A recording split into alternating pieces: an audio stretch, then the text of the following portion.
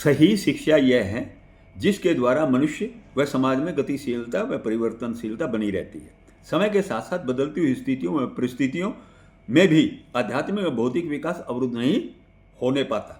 विकास निरंतर ऊर्ध्वगति की ओर अग्रसर होता रहता है। मनुष्य का सर्वांगीण विकास आध्यात्मिक व भौतिक ज्ञान को अर्जित करने और इसका सही उपयोग करने में निहित है। नैतिक शिक्षा का संबंध प्राप्त ज्ञान का सदुपयोग करने में निहित है। बौद्धिक व नैतिक शिक्षा का संबंध व्यक्ति के चरित्र से होता है। शिक्षा से प्राप्त ज्ञान शक्ति तब बनता है जब इसका सदुपयोग किया जाता है। सही तथ्यों को जानने से प्राप्त ज्ञान का सही उपयोग करने और इसका सरलीकरण करने से समझदारी प्राप्त होती है, जिसे बुद्धिमत्ता कहते हैं। शिक्षा प्रकाश पुंज है।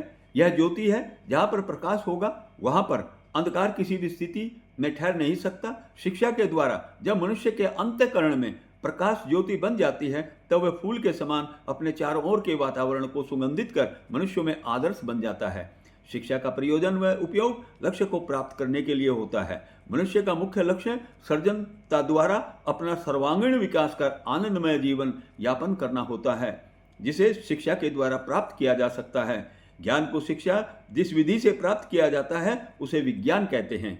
विज्ञान को क्रमबद्ध व गणित पर आधारित होने के कारण प्रमाणित किया जा सकता है। मनुष्य का बुद्धि से, बुद्धि का विवेक से, विवेक का विचार से, विचार का मंथन से, मंथन का शोध, विश्लेषण, संशोधन से जो निर्णय लिया जाता है, इससे जो समृद्धि व धारणा बनती है, उसका संबंध शिक्षा से होता है।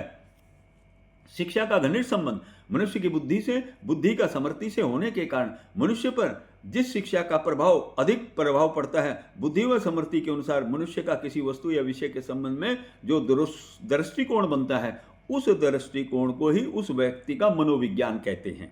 व्यक्ति की समृद्धि में बुद्धि